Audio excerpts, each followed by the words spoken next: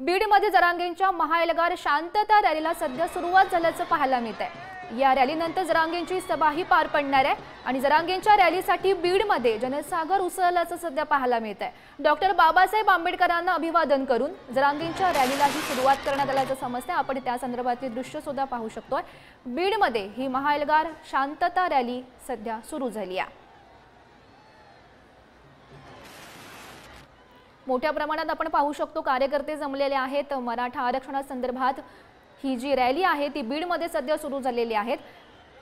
Doctor Babasaheb Ambedkar यांच्या पुतळ्याला अभिवादन करून या रॅलीची सुरुवात झाली। भव्य अशी ही रॅली आहे, जनसागर उसळल्याचं पाहायला मिळत आहे। तर या संदर्भात माहिती देत आहेत आमचे प्रतिनिधी सचिन जिरे सध्या आपल्या सोबत आहेत।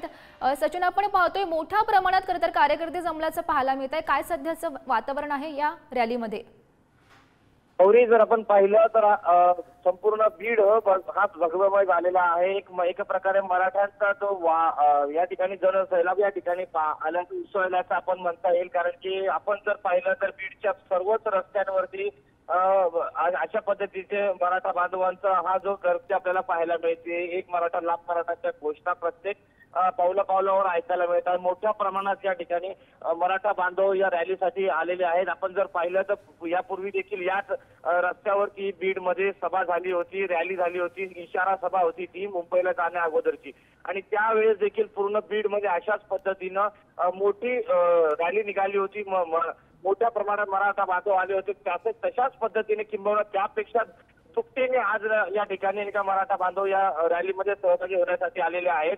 आज आता ही रॅली ही डॉक्टर बाबासाहेब आंबेडकरांना अभिवादन करून पुढे सरकली आहे। गेली 2 ते 3 तास झालेले आहेत। अशाच पद्धतीने या ठिकाणी मराठा बांधव दाखल होण्यास सुरुवात होत आहे। जर आपण पाहिलं तर यामध्ये जवळपास 2 ते 3 किलोमीटर ही रॅली रस्त्यावरती नागरिकांची गर्दी आहे। दुतर्फा गर्दी या ठिकाणी पाहायला मिळत आहे। तर भली मोठी रांग देखील महिलांची आहे।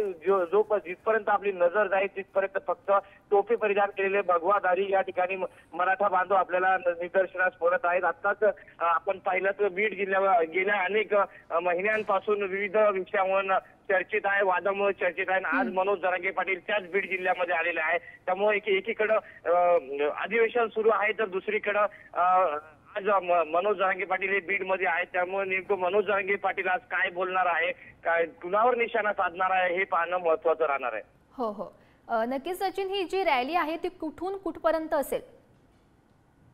गौरी, ही रॅली सध्या डॉक्टर बाबासाहेब आंबेडकर यांच्या पुतळ्याला अभिवादन करून पुढे सरकलेली आहे आणि इथून पुढे ही रॅली साठे चौकांमध्ये जाणार आहे। साठे चौका येथून पुन्हा ती छत्रपती शिवाजी महाराज चौकात जाणार आहे। त्या ठिकाणी चौकात गेल्यानंतर मोठ्या प्रमाणात कार्यकर्ते जमलेले आहेत।